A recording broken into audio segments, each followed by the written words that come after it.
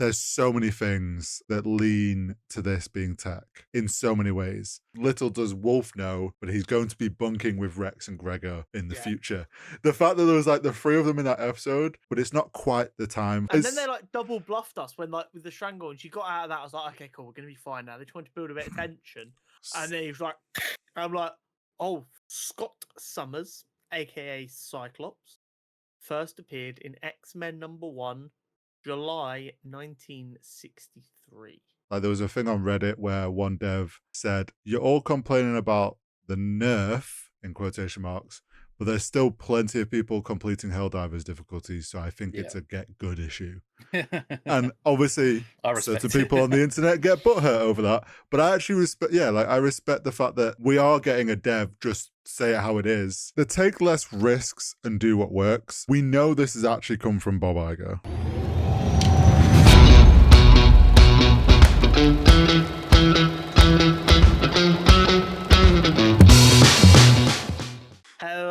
Hello, and welcome to episode 106 of Cutscene Combos. We have got one of our patented mega blockbuster episodes this week. Yes. We have got a character profile on Cyclops.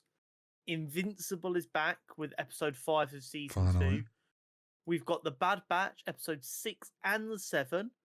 Josh is back once again for Gaming Monthly. Yes, he is. And then we've got a juicy, albeit sad, Nerd News Network. But for all that good stuff, Horizontal, how's your week been? My week's been pretty good, actually. Pretty chill for the most part. You're locked in and content pilled at the minute, my friend. Yeah, I've actually had a productive week of kind of work projects and doing content stuff. Trying to think, the weekend was pretty chill. Girlfriend came around. It was obviously Mother's Day on Sunday. Just been playing around, getting the record player working that I've been tweeting about, and I think I mentioned maybe last week, but that's fully I've spent a bit of time getting that working and stuff. It is down there, but you can't see it on camera very well. But I've already bought my first vinyl and ordered another one, and it begins. This hobby begins, and I've leveled up in my hipster level. But then other than that, got a couple of projects on the go, then content, kind of trying out some new content and stuff, which will go up tomorrow as we're recording this. Nice. So we'll see how that goes, and then been gaming. Other than that, how's your week been? It's not been too bad. Been a bit stressful with some things, but I'm not getting into that now. Buying a property is stressful for no reason. I hate everyone who makes it stressful. But on the good news, do we remember a while back? I'm not sure how much we spoke about on the podcast. We obviously spoke about the new Ultimate Spider-Man comic run that was being done by Jonathan Hickman. Vaguely remember. And I can't remember if I ran it on the podcast or just to the boys, but I started a subscription for it, and I didn't get sent the first one. I got sent the second one onwards. Yes. After the third printing, I finally was able to secure #1. So it's nice. In theory, if this comic run becomes an all-timer, it's going to be worth dog shit because it isn't a first print. But I've now actually got issue 1. I've ordered it. It's arrived. I have it. I can actually catch up. Nice. Good job. I mean, I've got a lot of comics to catch up on, but now I don't have an excuse for why I can't catch up on Ultimate Spider-Man. I actually have all of them. So that was good. Nice. But other than that, it's not been too bad. Work's been weird, busy and quiet at the same time. Just one of them weeks. Lots and lots going on. Lots of planning and plotting and scheming, as I'm well known to do. And just trying to not lose my mind while doing it, to be honest. Yeah, fair enough. But let's get into the character profile. Let's. Obviously, with X-Men 97 starting next week, and the X-Men finally getting nearer every day to their full MCU debut, we decided we'd start doing our character profiles on some of the X-Men. Last week we had Professor X. This week we've got Cyclops. Scott Summers, aka Cyclops, first appeared in X-Men #1, July 1963. Scott's father was a major in the US Air Force.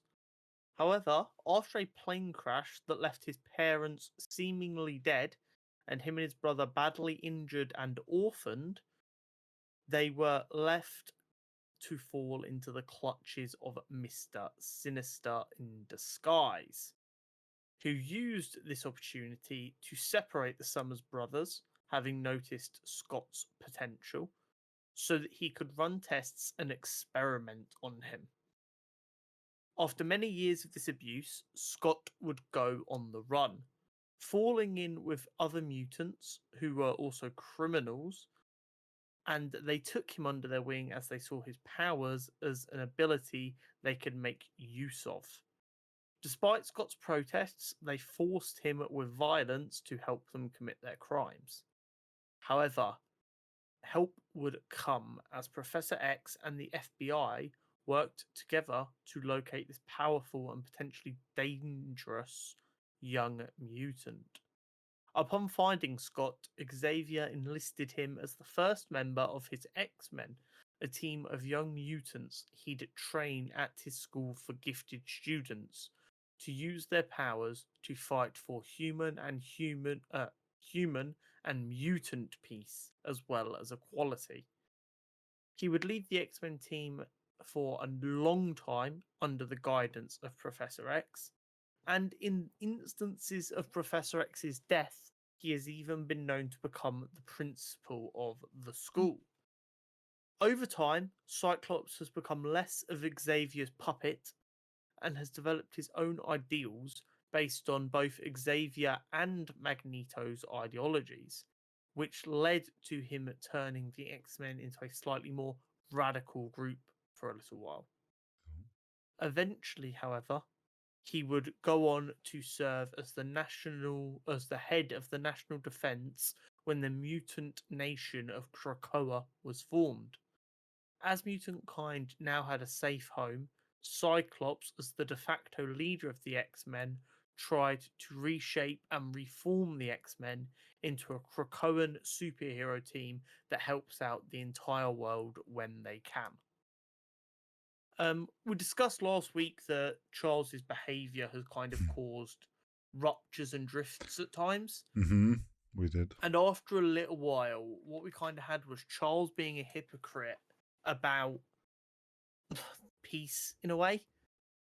Kind of like but they want us dead. And he's like, no, we protest peacefully. And you're like, well, no, we tried peaceful. They're not listening. Yeah. And we're not going to just let ourselves die. Whereas Magneto was obviously more on the side of we're superior, we should just kill them. And when Scott becomes more of his own person, he kind of falls in the middle in the sense of, no, we tried doing it peacefully your way. We're not going to do that anymore. We're going to tell them to be nice, play nice, or we're going to protect ourselves. We're not going to pull our punches just because they started the fight. Yeah. And this obviously caused quite a rift for a while and turned the X-Men into almost, like I said, more of a radical team. To many people who are anti-mutant, they would be seen as terrorists. And this led to the X-Men versus Avengers kind of battle. But now that Krakoa exists and the mutants have a safe place where they can live, Scott is more aligned with the ideal of, okay, let's go back to being superheroes and helping the world any way we can, because he doesn't have to worry about his species' safety and existence anymore. Yeah, which makes sense. Very cool. Scott Summers is quite a divisive character because he's seen as quite a boring and over-the-top character, while also being a bit of a dick. But he has fucked both Wolverine and Jean Grey, so dude's winning. But it's the X-Men 97 cartoon that made the X-Men woke. Anyway, back to other cartoons we're excited for. Invincible. Finally. Sorry, what show's this? Put it this way. In the amount of time it took them to get from episode 4 to episode 5, we've done 16 episodes. It's honestly, when I obviously went to watch the episode today, and I was like, Did we really only get to episode 4 and then we've had this long of a break? Yeah, Like it's wild that we had 4 episodes and they're like, yeah, bye, see you later. Well, like yeah. who They knows when we're disappeared back? for literally 4 months. It's it does it feels like this is now season 3, Yes, it definitely feels more of like a season 3 than a season 2. but it shouldn't. Because this Yeah. is literally following straight on. And it's like, okay. Um. Overall, what did you think of their return, though? I thought it was good. I thought it kind of moved at a pace as I expected it to. I knew he wouldn't. We had a bit of a time jump, obviously, with him on the planet, which kind of to be expected. Uh, and then it's like set up the second half now, I feel, of like what he's going to be dealing with. Yeah, Um, there is lots of spinning plates. yeah. We've got the Viltrumites, we've got the baby brother Mm, situation, we've got his relationship with his friends and girlfriends, hmm we've got the Guardians of the Globe, we've got Eve, we've got the Lizard League, we've got the Mars aliens, we've got forget his name, Donaldson's Oh, really? Yeah. subplot, Yeah. just all of these plates are spinning. We've come back after being away for 4 months. We've not even spoken about the time hopping guy that wants Mark dead. The Yeah. timeline hopping guy. Like this is the thing. We came into this season thinking, okay, it's going to be about the time hopping guy and the multiverse guy, and that's going to kind of be the main underlying story. We've hardly seen him, which, like you said, there's a lot of spinning plates, and it's like the episode felt good, and it moved things on in different places. But there's like it feels like there's so much going on, and either they need to start like having some of these reach points where they blend together or like issues get solved. Otherwise, we're going to be getting close to the end and be like, there's too much to wrap up here. I guess this is part of the problem, not a problem debate. Because we know there is 4 compendiums Hmm. of Invincible stuff. Do they need to wrap anything up at the end of the True. season, or do they need to wrap up anything major like subplots they can wrap up? But do they need to worry actually about wrapping anything up, or do they just go right? See you next season. I feel If like if we this. if we view it more as like, oh, we want to progress to this part Hmm. rather than we want to finish this arc. Yeah, true. I think it needs I'm to not hit saying they a won't. cert. I think it needs to wrap some stuff up and reach some progressive I point. I think we'll see a number of these subplots get finished off, Yeah. but I think some of the more significant plots are just going to progress, which I think adds to the whole idea of you're living in this world and this is the speed stuff happens at.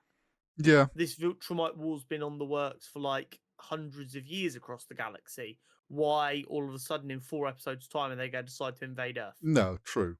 He's Um, been given time to try and sort out the planet, so I think the spinning plates gives them a little bit of time to just kind of go, stuff happens. Not everything happens at the mm, perfect moment. It's kind of like the thing you'd see a lot in shows where they'll be like, "Oh, did so and so not tell you about what?" And then the thing they should have told them about happens right then. It's like, oh, yeah. that's really handy. Whereas this is kind of like, no, Mark's come back. Yeah, he's worried about the Viltrumites, but guess what? There's a spaceship full of face-hugging aliens that's about to come to Earth. We need to deal with that. That's more pressing. Yeah, I do think, and I do actually think what they're going to do is they have a lot of these spinning plates and they're using it as a way for us to even feel like, holy shit, there's a lot happening that Mark's trying to, like, something's going to come crashing. And I think it will. Yeah, Um, like, we saw the start of that almost with the fact that, like, Rex was like, well, there's no way that we'd get two world ending things happening at the same time. And then next second, he's on the brink of death, and we're left on a bit of a cliffhanger to know if he's going to die. yeah. I mean, it's crazy. Duplicate's dead, Yep. which was brutal, by the way. Yes, it was. I was And sat there the entire time during that fight, and I was trying to like see, okay, how many Kates are there? As long as there's one Kate alive, she can't die. We're fine. mhm. And I was like, there's less and less Kates at the minute. Well, And then they like double bluffed us when like with the strangle, and she got out of that. I was like, okay, cool, we're gonna be fine now. They tried to build a bit of tension, and then he was like, I'm like, oh fuck. as soon as it showed her like the last one and she was tired, I was like, oh no, this is not going to go well. Like, she hasn't got the energy left to be replicating quick enough. Mm. And then it's like, yeah, she gets caught and you think, okay, she's out. Oh no, it's over. Instantly. And then the one with I forget, the one that can go big and small, I forget her name. Yeah, The way that she was died brutal. was Yeah, also brutal because you're like, oh, she's gonna win, like she's just gonna explode out of him, and then I'm like, looks like she's getting stuck, and then it was just I was like, oh, he's gonna die, but she's also gonna die inside. I was like, oh, they're gonna take yeah, each other out, and then he just like shrugs it off. yeah. When he goes yum, Yeah, might be the most vile thing I've ever I was like, experienced. oh, and That Rex is is what a get villain should be. and Rex getting screwed up took immediately. My brain's like, I remember you saying that the fans were like, or the people that have read the comics had been saying, everyone's not ready for this Rex Redemption arc. redemption arc and where it's going. And I'm like, I see this now. We're all like, oh, he's finally becoming a better person. Oh, he now dies for it. Which The the hurts. the the theme I'm starting to see here, and I think it was kind of almost very, although this episode felt haphazard, not in a bad way, it was Mm, just like chaotic. It was all yeah. there was actually a very recurring theme across all of it, which is trauma's going to happen to you whether you look for it, avoid it, are ready for it or not. Mm, It's you're going to be traumatized by something, and that was like a recurring theme. Mark's traumatized about all of the death he's already seen and how he feels like wherever he goes, there's death, yeah. and he's like being consoled by these people. It's like the death doesn't follow you, or you don't go towards death; it just happens anyway. Mm-hmm. Obviously, you have Eve dealing with the trauma of feeling like her powers put more people in danger than they help. Yep. Obviously, Rex is gonna have the gnarliest case of PTSD after that encounter with the Lizard League. If he gets out of it alive. Yeah, you've got loads of people stranded up in space right now dealing with some of the scariest aliens we've ever seen. Like face hugging style aliens are terrifying. And they're a hive mind, and Yeah, there's so many on that ship. yeah, yeah. It's not good. No. Um, and then you've obviously got Debbie, who's like, is really interesting because you can see she looks at her son with a bit of resentment because Mm, all she can see is his father, and then mm-hmm. she feels bad because she's like, no, but that's Mark, that's not Yep. Nolan. But when he just lands and walks in the door after not being seen for 2 months, Mm-hmm. all she can think is of Nolan. Yep. Um, And the fact that like she's still with Mark as well, but they're both still being left cleaning up his messes, just yeah, means like she is not able to move away from this. Because yeah, every point she gets to like, oh, I'm starting to get back to a normal life and move on, and it's like, oh no, psych, he's still an issue. yeah. And like with any relationship that you might leave with baggage, it's not like she can talk to anyone about it because No. how do you even begin to explain to a normal person that Well, your husband was actually the alien psychopath that tried to destroy well, the world? we saw what happened when she tried to go to a thing to talk about baggage. It Yeah, got thrown in her face because they realized who she was. exactly. Um, Um, yeah, genuinely harrowing. And then of course you have Donaldson's kind of trauma with finding out that he he's a died that robot. day, but he didn't die that day, and his brain's been stuffed into a metal tin can. And Hmm. Cecil just being so blasé about it. He's I like, I mean, kept yeah, it a secret because I didn't want to deal with having to comfort you about the fact you lost your body. yeah. Which is PTSD just like, is not just going to slow things down. We yeah, decided it's you just, didn't need that. it's like craziness. The typical government stuff, though. Let's be honest. Yeah, and this is the thing, like it's a recurring theme, like they're all different, but it's all very similar. It's like this is all horrific stuff happening to all of the characters at the same time, Mm, but all in very different ways. yeah, but we got a Um, funny ending to the we did. episode. I was like, ah, credits. Also, before we get to that, the title sequence, as you have said, a bit more broke off, a bit more blue and black. Yeah, It's going that way. But yeah, we got that's where the season's ending. like the end credit. I was like, oh, okay, great episode. And then it goes to Alan Yeah. waking up in the funniest way. And then he's just like, hello? There's no one here? And then he's like, oh, sorry, because he moved and he started breaking the machine. And he Yeah. just like, clumsily breaks his way out of this machine that he was in, the life support machine, and he's like apologizing for it, and then realizes, hang on, I'm yoked right now. Yeah. Alan the alien got yoked. All I'm saying is I've laid in bed and not done anything for months at a time. I never got yoked from doing that. If only. Man really That had man like is doing recovery gains. steroids. Well, we finally got the reveal of the old man, which I said in Yes. the first half of Well, the season. we thought he was a bad guy and like a I Viltrumite mean, spy. still potentially could be. He could be double crossing. I don't think a Viltrumite would care to double cross though. I think he's being based with us. Although I do have to find it very funny that he's ripped his beard off and that's what makes him Viltrumite.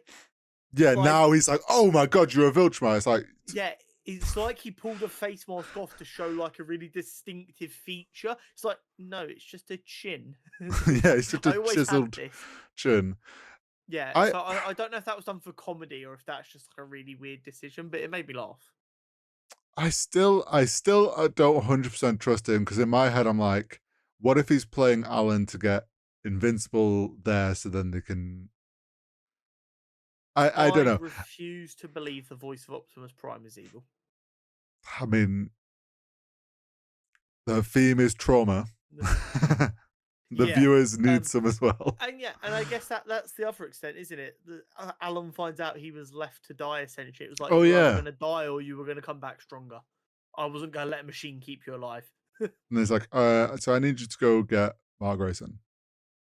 So like that's gonna be another thing, is him then gonna be, I think there's gonna be a recurring theme of he keeps getting pulled off of Earth, and it's Yeah, gonna quite cause possibly. issues.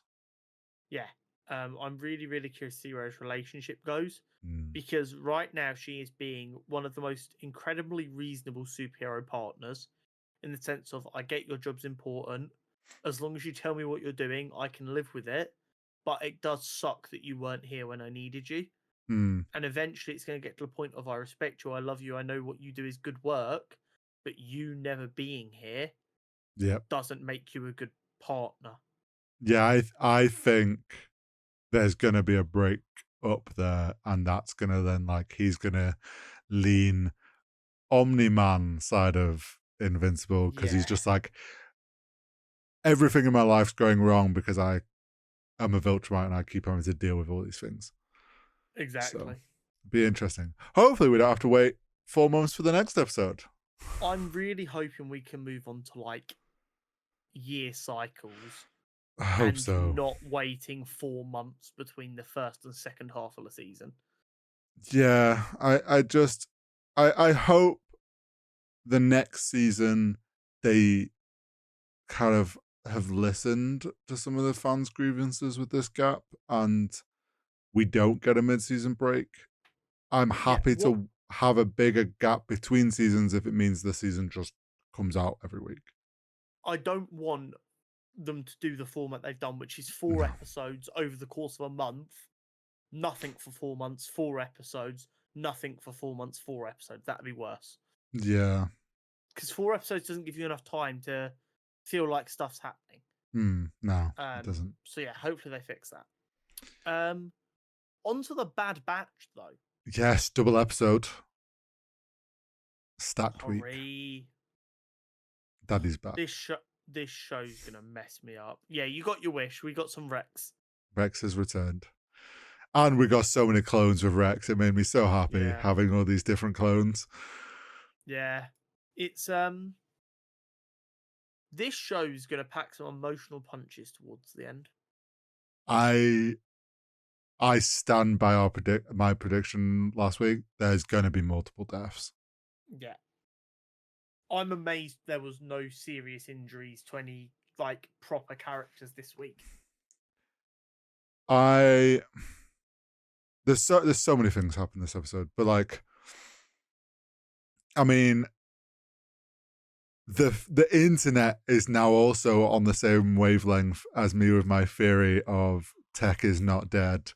Yeah. Tech is an assassin clone. One of these shadow trooper Yeah. dolls. I like how whether they hadn't really set, or if they'd been actually purposefully laying the groundwork for that, the first one we saw, and we're like, my brain was like, is this Tech? Is this why we're now getting a focus on this clone? And then obviously we get Rex defect, like Rex being absolute Captain America and jumping on a grenade and throwing it back, and then Yeah. all that goes down, and they capture this guy, and it's just a clone. And I was like, damn, Yeah. it's not Tech. Yeah. Then we get the new one. There's so many things that lean to this being Tech in so many ways. And I'm convinced. And if it's not, and they've like hinted whether it was intentional or not, and then if this turns out it's not Tech, I'm going to be so pissed because Arch, as much as it will pain me, I want this turmoil of like, they have to deal with the fact that this is Tech. Yeah, it would be very, very interesting, even if it is just so heartbreaking. There's a I few different just things people don't want picked it. up on. One being the fact that he was so obsessed with trying to use his like technology on his armor. He was Yes. very reliant on that keypad and what he can do with his Man just ship. wanted to call in his stratagems.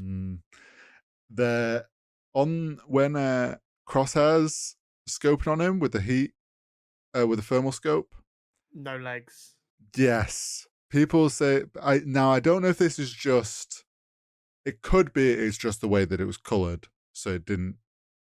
But it's very convenient It that the seems bottom pretty half of his deliberate. legs weren't hot, which would mean prosthetics, which would probably happen to someone that had a huge Travel a fall and great broke their distance, yeah. legs. Also, he wasn't following orders, and Tech's final words were, "We've never been good at following orders." It's not easy. And we got the information that these guys get reconditioned, and they're not the same when they come out the other side. Yeah. Also, we learned that Crosshair was attempted to do that to him, which I Yeah, think that's probably where his shakes came from. yeah, he's traumatized as fuck from it. Well, yeah, whatever it's done to him. I really think Crosshair's going to die. I think it's going to be a sacrifice to save Omega. If they kill him for nothing, I'm going to be a bit annoyed. No, I think it's this like today, like this double episode. There were so many instances where he's like, makes everyone else go ahead so he can like deal, and he's putting himself in danger for the situations, but also using it as a way to stay at the back, basically hide his shakes and hide that he's struggling, which is then putting him in more danger because he's not actually good at his shots at the moment. And it's like, he's trying to prove himself so hard to the group and going full dad mode. Yeah. That it's like, big time. He's so close to just like, it's going to be one too many times and he's not going to get away with it. I completely agree. It's we're gonna, I mean, we reminded ourselves coming into this about Rogue One and stuff like that. Like, these characters don't exist later in canon. Dave Filoni is very well aware when stuff like characters like this exist, it creates a problem. Yep. What's the easiest way to deal with a problem? Kill them. So I kind of view it as that every character that gets out alive is a W, more than every character that dies is an L. Yeah, I mean, of the characters we saw this week, 3 of them we know survive. They are not yet bunking together. But the fact that I love the fact that we got Rex, there was the mention of Gregor early on, and I was like, oh my God, Gregor. And then obviously he shows up right at the end, and there's a shot where there's like Wolf facing, like, obviously is on that line of not sure what's right and wrong at the moment. Yeah. Obviously going to turn. We know he turns because little does Wolf know but he's going to be bunking with Rex and Gregor in the Yeah. future. The fact that there was like the three of them in that episode, but it's not quite the time for them to be Yeah. a trio. Do It's you know what it is? just It reminds me of that the bit from Back to the Future. It's like you're not ready for that yet, but your kids are gonna love it. yeah, it's just it. I liked how we saw that Wolf's on this like line of still kind of being a good soldier, but is realizing that it's not right. Which we did see in Rebels, because obviously he contacted the Empire about the ghost Yeah. and like still played that line all the way to the end in a way. Yeah. Um, but I thought it was good to see that he is like questioning uh the what's right and what's wrong, and we're seeing this like but something as well with Wolf, which made me something I hadn't really considered, but all those like the clones that knew Rex from the, obviously the Clone Wars series and like were more main characters have clearly all thought Rex was just dead. Yeah. And it's like it's so sad to think about that like his other like squad mates and brothers all just presumed he was dead. And like the realization of that must have been like, hang on a second, I've been lied to this whole time. Like our commander Gonna be is an interesting alive. one. It's definitely going to be an interesting one. And I'm really, really, really curious to just see how all these threads come together. Mm, We've been very clear. You're more of a Star Wars nerd than me, so I get to just kind of experience these shows and not worry about it too much. yeah. I am really compelled to see where these characters go from here, and I cannot wait to see how much further we can go. I it's all gonna come to them going to Tantus or whatever it's called. And I think something's gonna go down on that base. That kind of sets these characters' futures up are those that make it out. Yeah. Something I will say as well though, that assassin ship is so sexy. Uh huh. And obviously like I don't think we've ever seen that ship before, and I'm like, why have we not seen this more? I also loved how the amount of like Sith signaling that was going on with that ship and all the red lights, and the fact the assassin clones use red lasers, very much leaning into this idea that Sith and Vader and this is the future of what the Empire is going to be. Yeah. Big time. Yeah, Do you think we'll see Vader? I think we might at the end. I wouldn't be surprised. Just because, for better or worse, there is something that will always get the internet a buzz about just that glow of his red lightsaber and the I think we might, because let's think. This is going to be a tangent, but we've had Kenobi had his in his series. He had his like final interaction with Anakin gone Vader. They oh, like you think a Rex summarized Anakin their thing. Ahsoka's had hers. The only other person close with to Anakin Anakin Skywalker was was Rex. Rex. Oh no, I don't want that because that'd be really sad. And I think Rex needs to have that like face off, and maybe whatever that is why he like gives up on this whole saving all the clones and goes and just hides on a planet. Maybe it's just Yeah, like he realizes too much is lost. maybe that'll be a really interesting one to see how that one plays out. Yes. And from the bad batch, we move on to hopefully a good batch. Josh is back once again with some more gaming news for us. Josh, what have you got for us? I love the segue, by the way.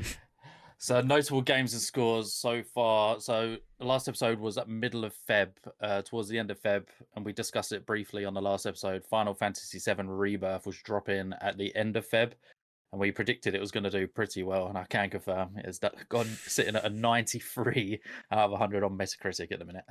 So Christ alive, that is a juicy old score. hit the expectations that everyone assumed, and I haven't played it myself yet. I think we discussed it briefly last time. I haven't played original Final Fantasy VII, so I need to play the others before jumping into this one. Stupid. Just It'll be play what you want. fine. Yeah, it's risky, don't it? Risky. Fantasy RPG Unicorn Overlord, which was getting a lot of hype from various outlets, is currently sitting at an 87 at the time of recording, which is pretty decent. And a different one, Con, I know you might be interested in this. WWE 2K24 is actually sitting at an 82, which for the last handful of years, I believe, is one of the highest scores. Yeah, I remember. Was it not 2K21 that like they stopped selling in Australia because Australia went, "This is a piece of garbage. We're not letting you sell this to our citizens." Yeah, there was one that was really bad within the last 3 or 4 years. So they've really turned it around over there. It seems like they're getting it back on track. I've not played it myself. I've watched a few different outlets play, and it does look quite fun. Some of the different customization and stuff that's now in the game looks pretty good. Awesome. Yeah, pretty decent. Yet to release for the rest of this month, though, we have some Titans going up against each other on a 20-second Nintendo versus the world, basically. We got Princess Peach Showtime, Dragon's Dogma 2, and Rise of the Ronin all dropping on the same day, 22nd of March. Have you guys seen any previews for these 3 games? I've seen a lot of people talking about Dragon's Dogma. Yeah, I thought that might be the case for you. Yeah. Which one's Dragon's Dogma? It's a RPG. I'm trying to think what's the best. Yeah, I wouldn't know the best way to sort of explain it. There's like a lot of customization that I've been seeing. Yeah, I've seen people talking about this. Yeah, it's one of the like your typical fantasy RPG. Like, yeah. I have seen people talking about it. I've seen people that've got early access or whatever have been going a bit wild with the character creation, as you can expect. So yeah, from what I've seen, there's no actual footage. I'm assuming the footage and stuff of the gameplay is under embargo because all I've seen from the game so far is character customization. Yeah, people making wild characters as always in those games. I mean, that's why we love character customization options. This is true. That is so true. Princess Peach is just one of your classic Marios, but a new twist. You're actually playing as Peach, which is one of the first times I believe this has actually been a thing within that universe. Rise of the Ronin. Go on. Peach is only really normally a playable character in like your Mario Karts and your like Olympic ones and stuff, isn't she? Yeah, I believe this is the first time she's had her own actual spin-off. Peach. Which is cool. Rise of the Ronin is a bit of a weird one at the minute. It was supposed to be the next Ghost of Tsushima, and from what I've seen, the early previews aren't as high as people expected it to be. It's fallen a little bit short of expectations. So obviously come 22nd of March, we should get the embargo up a couple of days before that. We'll be able to see some reviews start coming in, but bit of a weird one. I was quite looking forward to that myself, but we'll have to see.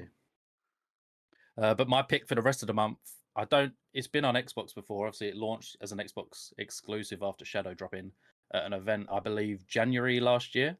Hi-Fi Rush is now coming to PS5, so we've got a whole new audience coming in.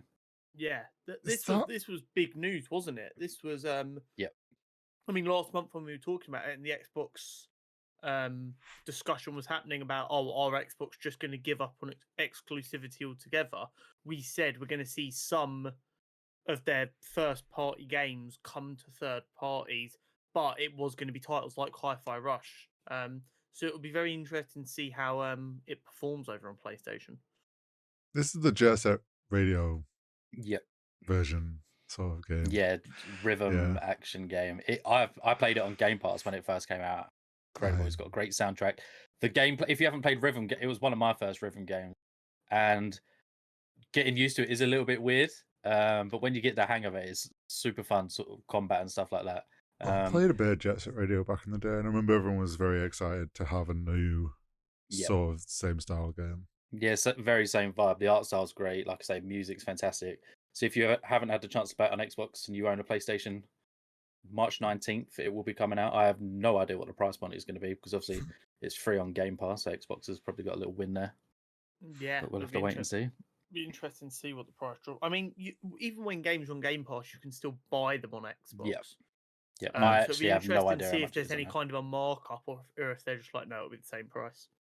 Yep. I wonder how it's going to impact the Metacritic score as well, being on PlayStation with a whole new audience coming in, because it's currently sitting at 87, which for a Shadow drop is Very, Yeah, very that's solid in pretty my good. opinion. Right, what have we been playing? Boys, what have we been playing? Helldivers. Helldivers 2. Forza. almost exclusively. Sorry, what was that one? Horror? I've never heard of that game before.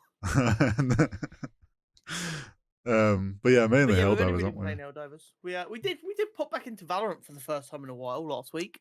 Yeah, it was all We a bit did. rusty to say the least. There was definitely one way to put it. It was a bit sloppy. Other than that, we really haven't played much else, have we? Not really. No. I've jumped into Elden Ring a lot again recently. Yeah, I saw you've been playing Elden Ring. Oh, mate, I played it. So I got back into it maybe 2 weeks ago. I played it like on launch and logged 40 something hours. As of recording now, I'm on about 72.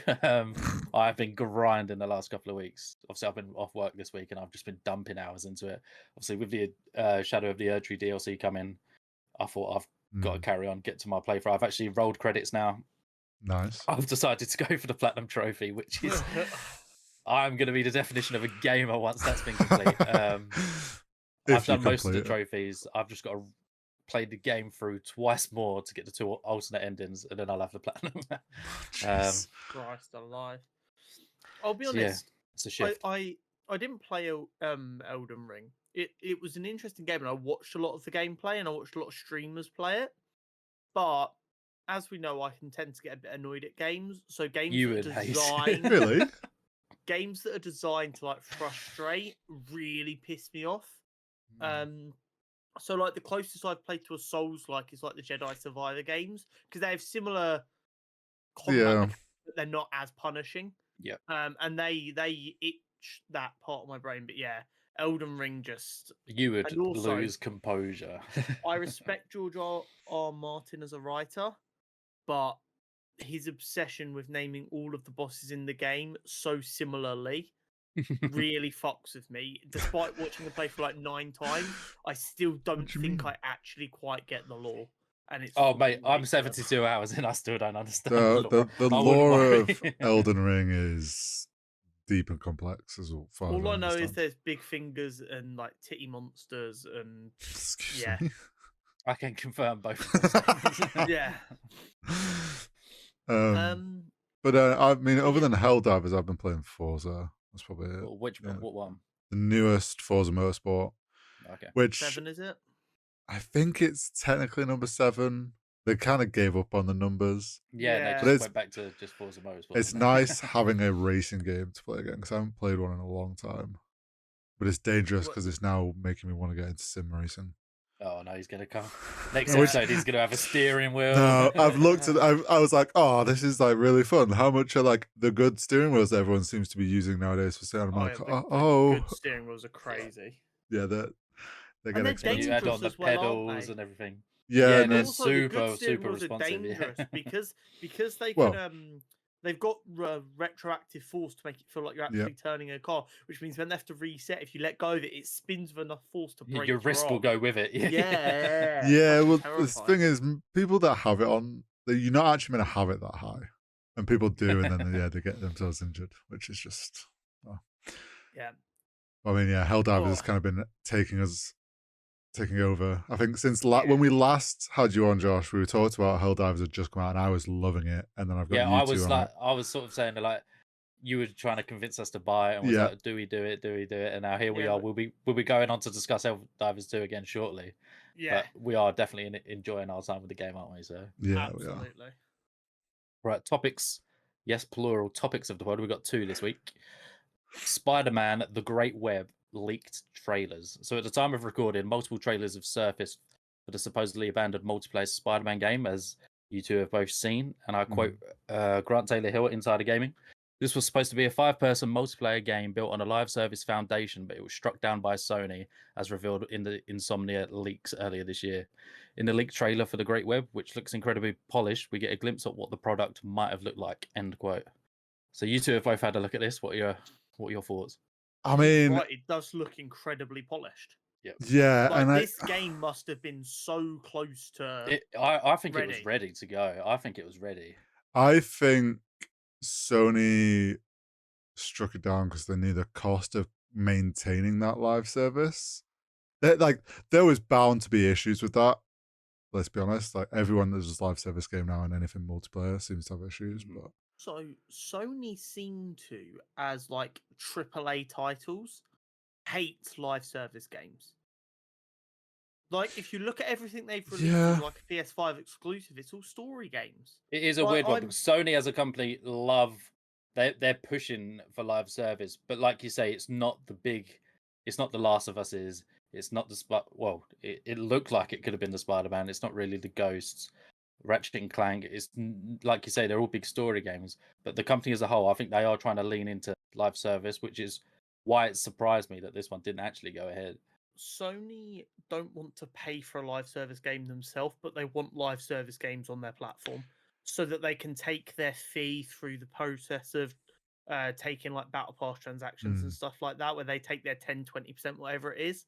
They want that part of a live service business. They don't want to have to worry about server maintenance and developing the game and listening to a fan base for an extended period.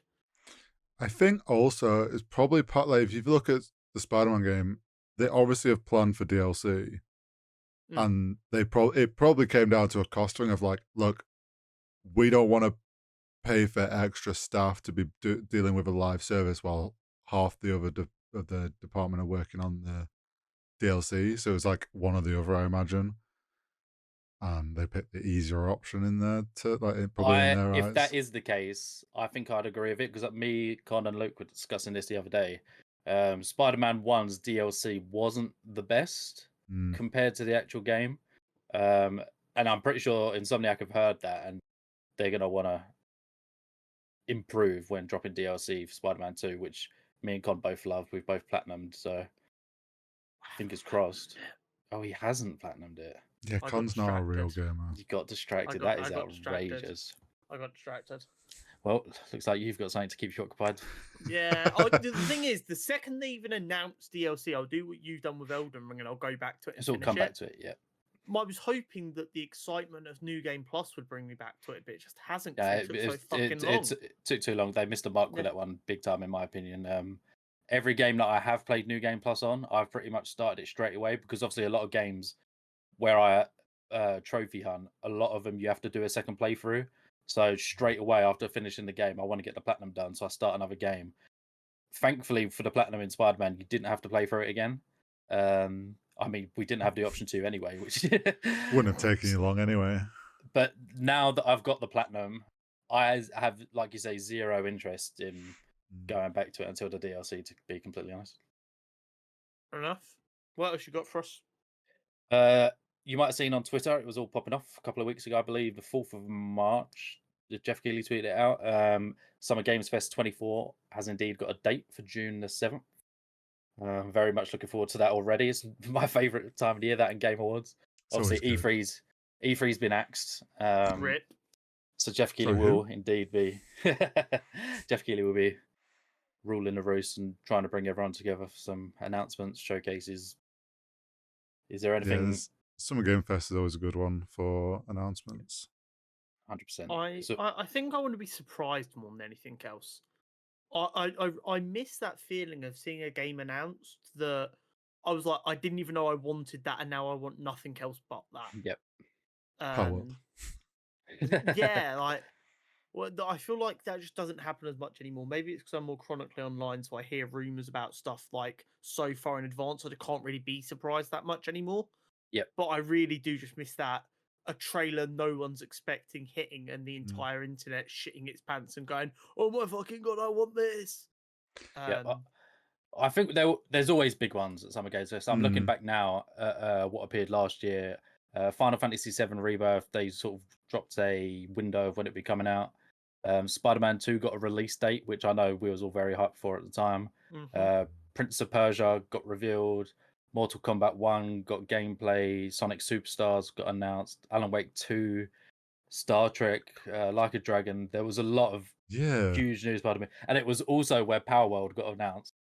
Yeah, and I remember it was being like, what the frick is this game? Yeah. And then who knew that many months later the world will be obsessed with it? Yeah. I feel like this year's, like, obviously it's probably expected there's going to be some sort of GTA 6 thing. Well, I really hope so. I think it would be a great place to do it. This is like, apart from Game Awards, the most watched gaming event of the year. Realistically, there'll be lots of eyes on it. I think Obviously, I'm so ready for GTA 6. I want they it just now. got. Well, hopefully, leakers don't force their hand, because obviously that was a big shame with what happened before. Hopefully, they can keep all of this under wraps until Summer Games Fest, so that it's actually a bit of a surprise. That'd be nice. It would I indeed feel be like nice. I feel like a lot of people are, because of how this year's already gone with indie studios. I feel like the indie studios are going to have a lot more eyes on them because they've starting to 100%. prove I think themselves as like the big there's going to be a hitters. lot of indies this year, in my opinion. Yeah, I mean, in Which- development, developers are becoming the only people we can trust to actually deliver a game. true. I mean, you're not wrong. It's Like, very it's true. genuinely baffling how often AAA games start and then just never get released. And if they do get released, they come out in this buggy, horrible mess that we're all just like, oh, cool. I never want to see this thing ever again. Literally, and I'm looking again. A lot of games that we knew about got dates last year, so it might be the case again this year, where games that we know sort of are in production, Assassin's Creed Red, some of the bigger titles, hopefully might get a date. Good stuff. That'd be pretty decent. And also, they are hopefully going to show Shadow of the Erdtree gameplay, simply because only a few weeks later the game will actually be coming out. So I reckon that's where we'll see a sort of final gameplay reveal. And I'll be very much hyped for that. Fair enough. Discussion of the pod, we mentioned it briefly earlier. Will the success of Helldivers 2 continue? Now that is quite a bold question, and it's very hard to analyze. I think it really depends on what you consider success as, and that sounds like such a success is a mindset, blah blah blah blah. Will it continue to be one of the biggest games in the world for the next 3 years? No, it won't. Will it continue to have a loyal, healthy fan base who play the fuck out of the game over the next few years? I believe so, yes. It is set up to be a success in that regard. The big thing they need to be hot on is when the player base dwindles slightly, not punishing the people who are still around because of the peaks. So, like when you've got like these big group objectives and you've got 450,000 players trying to complete it, obviously you're going to want to slow that down a little bit so they don't complete it too easily. They need to be just as quick when there's only 100,000 people, 50,000 people trying to do it, to make it a little bit more progressive so that it takes how long it takes. If they want it to take us a week to do something, make it take a week regardless of how many players are helping. Yeah, I think I feel like the fact they've got Joel as this game master who's controlling that, he is somewhat doing a good job at, so far anyway, of keeping things pretty balanced and being difficult enough, but not like on the edge of being impossible to do. Will the game? I don't think the game will die. Like, for context, like Helldivers 1 also had this mechanic of group objectives to the player base. They literally, the Helldivers 1 player base was calling for people to come back this last couple of weeks because there was some big final push on like Super Earth there, and they needed everyone to come back, and people did. So I think these like big events will keep pulling people back in. The problem they're going to have to balance, which we've seen them mess up a couple of times, is they add in these like missions that are a bit poorly skewed when they launch, to the point where they're thoroughly tested. Yeah, there's like some like bugs in the balancing or how things spawn, like are making certain missions really impossible, and that's okay. But if that repeatedly happens every time there's one of these big major orders and they put like, oh, there's this new mission and then it's like impossible to do off the rip, people are going to just be like, this is getting a bit tiresome. Yep. Yeah, it needs to feel difficult, but we need to always be slowly winning. And if there's ever a minute where we're losing, it needs to be a really destructive and quick loss that does loads of damage so that it's shit, everyone get ready to fight back. They can't have us slowly losing ground over 3 or 4 weeks because that's just going to demoralize people. Yeah, I get it's a war sim. People don't want to be demoralized when they're playing a game. No, I wouldn't recommend Helldiver difficulty. Well, it's like, I will say though, I've been enjoying how the devs have been responding to the community. Like, they've actually been asking the community for, what do you want us to do here? Listening.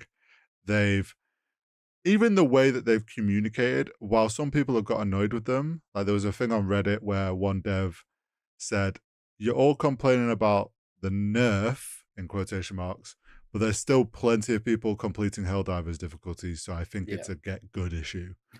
And obviously, certain people on the internet get butthurt over that, but I actually respect, I respect the fact that we are getting a dev just say it how it is and get to speak their mind about it going through like 10 layers of PR that we usually get.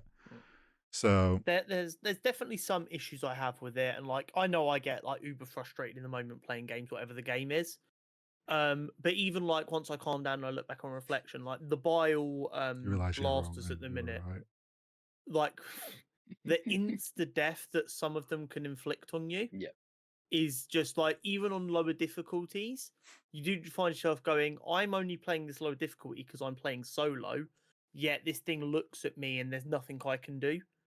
And I think like if they work out some of them little quirks, I think they'll be in a really good spot. But overall, the game's fun as hell.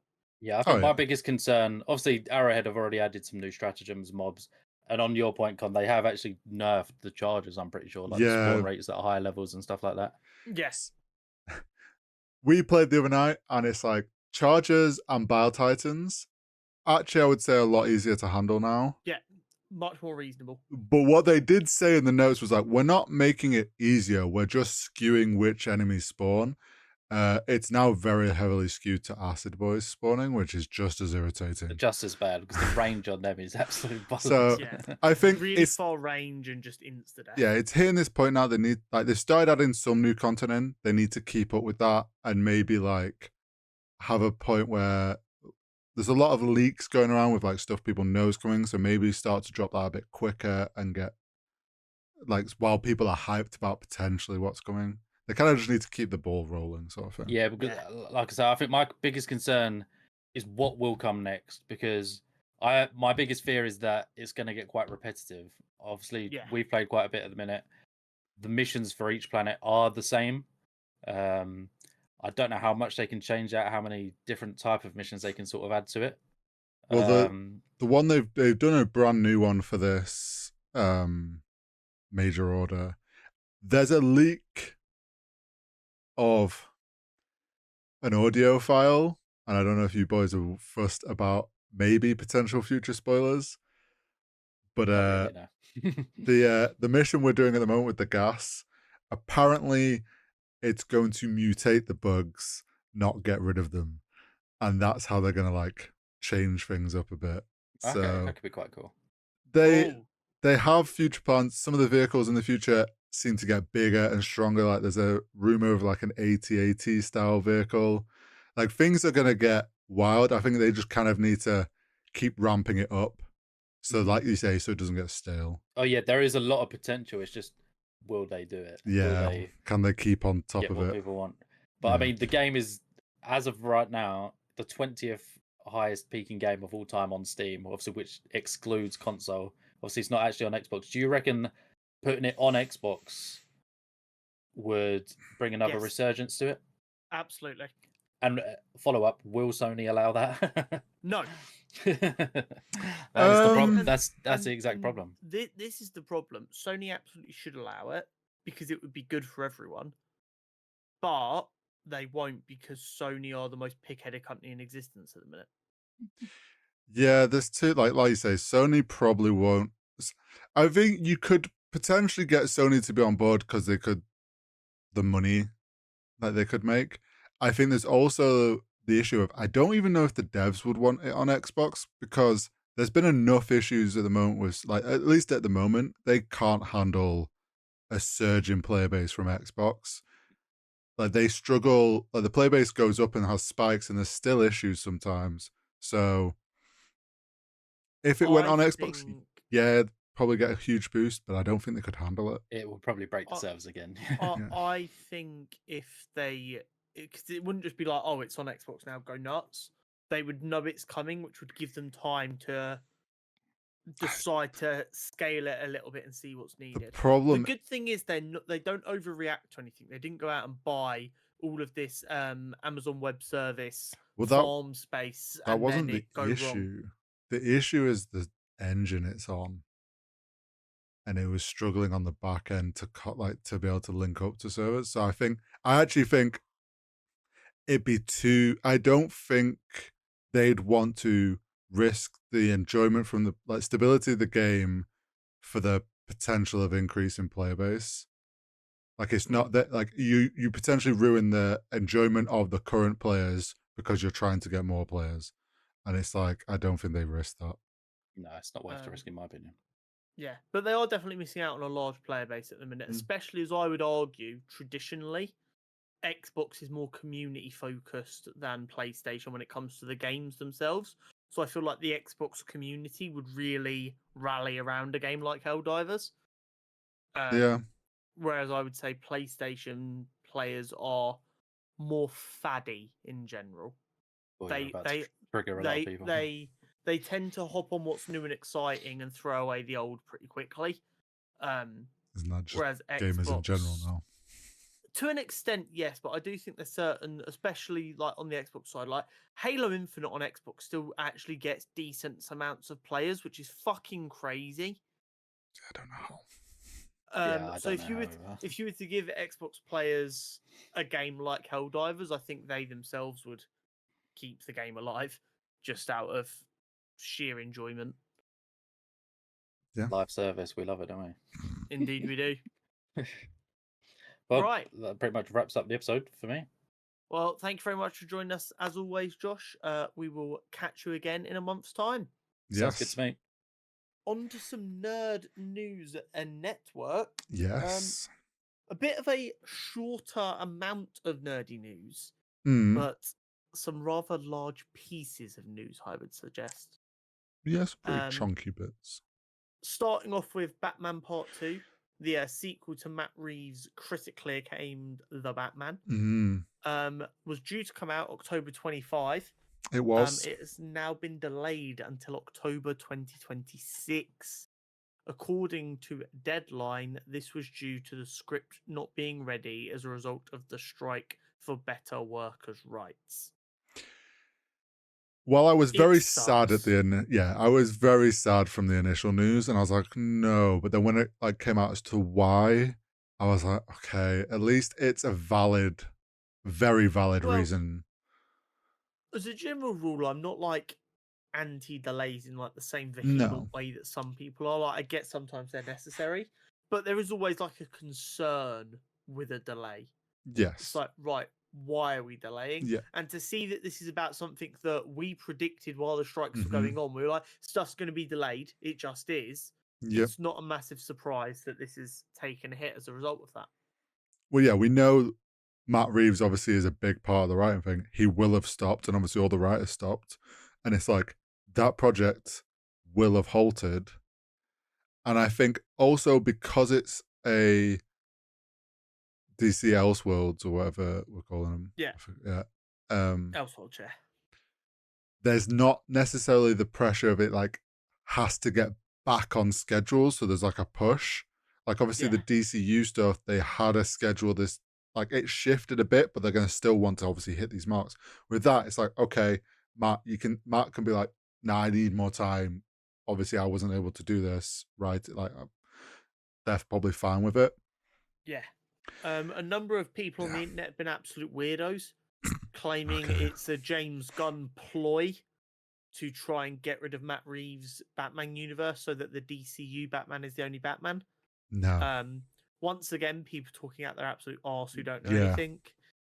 Considering James Gunn has been so like vocally positive about Matt Reeves' stuff. And has kind of given him permission to do whatever the fuck he wants. He's given him essentially first refusal on anything that isn't DCU related to like Batman. So it's like, why? No, this is not pushing him away. If anything, this is him going, take as long as you need. I want this to be the best like follow-up project ever. Exactly. It's so funny. Oh, honestly. Marvel. I have some thoughts on this, as I'm sure you won't be surprised to hear. Well, I hear we're getting Eternals 2, right? Finally. Marvel Yeah? are planning to take less risks and do what works for guaranteed hits. Can I just can we rephrase that? Bob Iger is planning to take less risks and do what works. Robert Downey Jr. was the largest risk in Hollywood history. What are we talking about, folks? What are we talking? Marvel was built on risks. Yeah, but there was no money then, and so it wasn't a risk. I saw people talking about how Phase 4 was full of risks and people bitched and moaned, and that's why it's not worked. Like fuck was it? Where were the risks? I've been sitting here throughout Phase 4 going, they're trying to follow the formula. Where show me the risks. You know that Jerry Maguire, like, showed me the money? Show me the risks. What risks are they talking about? Because I'll be honest, to me, this reads as, we want to stop making the leads of our movie not straight white men. That's what that reads as. Because that's the only actual difference in risk level in Phase 4 compared to 1, 2, and 3. The face of every film hasn't been a straight white man. See, the take less risks and do what works. We know this has actually come from Bob Iger. Yeah. It's as simple as we've said it a few times when it's come to him. We know he wants to sell to Apple. We've said it before. What makes the best chance of him selling to Apple? Making the books look good, making Disney look profitable. What's going to hurt that? MCU having films that don't necessarily do as well as these other, like, huge ones. It happens. Doesn't mean they're bad films. He sees risk as, oh, Eternals didn't do as well as Endgame. That's a risk to do another one. I want these big profit-making Marvel films. Keep it simpler, please. Make me money. I want to sell this business. And I think the fact that, like, we've had word, I'm pretty sure, that Kevin Feige wanted to make Eternals 2. And this is like, I'm using Eternals because this is one of the ones that's been used as an example as what's been cancelled. But like, Bob Iger he wants him to move away from these riskier Marvel films. In other words, less chance of making a profit. Because maybe the first one didn't do so well. Like, can we just be completely clear about something? Eternals coming around COVID, yeah? Oh, there's so many things that affect one of the most diverse casts we've ever seen, and was directed by an Asian woman. That is one of the most diverse casts you're realistically going to get in a film with this larger budget. Yep. It's still made over 400 million. Oh, yeah, it still did well. And people are realizing every day that it was better than people gave it credit for. It's a really good film, and I will die on that fucking hill. Why is this the kind of film that's getting a chopping blocks? The Marvels, again, when it came out on Disney Plus, I saw a bunch of people who went, why were you guys lying and saying this was bad? I finally watched it. This thing is gas. Yeah. Stop getting your opinions from Twitter. Go and see the fucking thing yourself. And if you've not gone to see it yourself, shut the fuck up until you have. I am sick, so sick of people. And like, we could be accused of being part of the problem, but we also sit here after everything and say, go watch it yourself and form your own opinion. Yeah. But imagine seeing people saying they don't like something and just going, it's bad. And then you just decide it's bad because people have said it's bad instead of going to see it. I don't get it. Especially when you're then watching it on Disney Plus 4 months, 6 months later, whatever, and going, oh shit, this was lit. Cool. You've already tanked the film that has 3 women leads, or 4 women leads, and was really, really good. The chemistry was some of the best chemistry we've seen in the MCU in ages. And now we're not going to get a Captain Marvel 3. What are we talking about here? Bob Iger, you should be ashamed of yourself. It's what has always been a struggle in all the big studios is execs, like, creativity gets, like, limited by the execs wants to make a profit. Marvel, let's be honest, from phase 1 had full freedom because the execs were like, oh, you're trying something, it seems to be working, we're going to just let you keep kind of building this thing. It's not that big yet that we're interested to focus on it. That's like, because Iron Man 1 was meant to be it. Like, there wasn't any expectation it was going to go further than that. And then it kept building all the way to Endgame. And it was like, and then as soon as it's wavered, the execs have gone, oh, hang on, you were making us loads of money. What's gone wrong here? We need to step in and control this. And it's like, I do worry a bit that I don't think Kevin will walk away from this because it is like his child that he's built. But I think it's the more and more interference, there comes a point where like he's gonna step away from it. And I think maybe he's gonna run out this set of phases up to bringing the X-Men and stuff in. But there's gonna reach a point where like if Disney keeps stopping him making all these threads he wants to build out, he's just gonna be like, I can't build the thing. I can't make the films that I want to be able to make anymore. Yeah. Which then hurts the whole MCU. I'm really curious to see how he thinks this works. The entirety of Marvel is built on taking risks. I don't understand how they can claim they know what works and is a guaranteed hit. This genuinely reads as Bob Iger going, yeah, get them women and non-white people out here. That's what this reads as.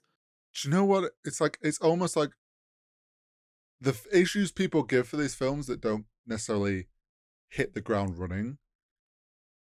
Ant-Man, for example, was a VFX issue. Visually, a lot of people didn't like it and that put them off. We find out that's because they weren't really paying staff properly and making them crunch and weren't giving them the adequate time. It's almost like he refuses to, like, oh, there's solutions to make these riskier films work, but we don't want to put the money into that. We don't care what your reasons are for not wanting to see the film. We just see the numbers. And then it's like, oh, we write it off immediately. Like, without even trying to figure out how they can make the MCU films better so they aren't a risk anymore. It all comes back to execs caring more about money than they do about the product. Yeah, I don't care if it sounds egotistical. Give me the resources that Bob Iger has. I will give you good Marvel projects. I will give you diversity. And anyone who dares to say the word woke to me will get punched in the face. Just get Bob Iger out. I'm sick of it. More Marvel news, but we really don't know a lot about this. Hollywood Reporter says X-Men 97 writer Bo DeMaio has been fired and won't do any press for season 1 or return for future seasons. Much speculation as to why, but nothing has been confirmed. So I did see a quote earlier that I didn't get a chance to write down from someone at Marvel who said they were very happy with his excellent writing on seasons 1 and 2, and that was about it. That is giving very much indications that this was not a Marvel decision, but a Disney decision. This feels like he's done something that Disney feels is not in what a Disney employee should be doing. Image, whether that is some of these things that are being speculated, whether it's something outside of like social media and outside of his work he's got up to, and it's like he's done something to break contract for him to be fired so suddenly. Yeah, it is worth noting he's got rid of all of his social media as this news broke. I don't know if that's because he's like, this is going to be a whirlwind and I don't want to deal with it, or what, but there is just like, it's very rare that someone leaves such a high profile project with 7 days until it's released and you hear nothing. Yeah, it's when we know what Disney's like with their actors for contracts and how they're meant to present themselves in the public light, I imagine there's a certain degree of that on all Disney staff because of the company that Disney is and the image that they represent. I can only speculate that like something he's done has crossed a line they feel, and that warrants them to break contracts and fire him. Yeah. in this day and age, and with the people we know in charge at Disney, it could be basically nothing but their aged mentality, shall we say, could have influenced it. Who knows? I'm sure something's eventually going to come out from this. It's one of them things, like, you can't have someone this high profile get released, and no matter how many NDAs have been signed, someone's going to say something. Yeah, it's gonna some leak's gonna come out. Yeah, because this is really, really curious. Mm. Venom 3, which is due to come out in October this year, has apparently been given a full title. Yep. Venom: The Last Dance. Sorry, is this Michael Jordan? He's not fought Spider-Man. Do you know what's funny? After this got announced, the memes of, they saw what Joker's doing for number 2 of a musical, so they're going the same route, and it's going to be Venom dancing down the streets doing a musical. Like, that might be one of the worst titles I've ever heard. It may, like, I don't really understand, because it's like you say, he's not fought Spider-Man. Yeah, this is... and I mean, the way that it was left, obviously, we know after Spider-Man No Way Home, he was there, then he got sent back. I presume it's like he's going to want to try and figure out how the fuck to get back, or he's going to go find his Spider-Man, if there is one. I don't know. Because they didn't interact. There wasn't even like a scene of him going, gosh, that guy looks like a tool or anything. Like, he's got no reason to hate Spider-Man. Yeah, all he did was see him on the news. Yeah, I have no idea. I have no fucking clue. I can only assume it's going to be some kind of like null symbiote god final battle. Maybe. But even then, I just don't think that puts butts in seats. I wonder. I think whatever the story, I don't think it's going to be as bad as some of the other Sony Spider-Man things, because they've done an okay job with the Venom stuff. It's not been the best, but considering they've not had a Spider-Man to work with, like, they've done an okay job. I think if they're sticking with what they're like, keeping it all within that, they might do an okay job. I would love if they're calling it Last Dance. It's not actually properly named this. Maybe they'd actually change it last minute. But it's like, this ends with him making it into the MCU world, and they're essentially handing Venom off to Marvel to use. And I'd be like, okay, cool. Yeah, do that. Let them have it now and run with it. And at least your films then somewhat become relevant. But yeah. Crazy. And then to wrap up, Oppenheimer has cleaned up. It has mopped up at the Oscars. It did. Winning Best Picture, Director, Editing, Lead Actor, Original Score, Cinematography, and Supporting Actor. Giving Cillian Murphy and Robert Downey Jr. their first Oscars as well. Crazy. I mean, not a massive surprise. No, we knew it was going to mop up. And is this the first film to win every award, or is it just the first one in ages to win every award of the season? Oh, what you mean, like Emmys and everything? Yeah, because like Oppenheimer's mopped up at every single one. I don't know. I assume so to a bit. I feel like Best Picture is probably normally the same film everywhere, no? Yeah, but I'm wondering if there's like 1 year, like if there's always like one that's been different or something. I don't know. I just feel like it's not a surprise. We saw it coming.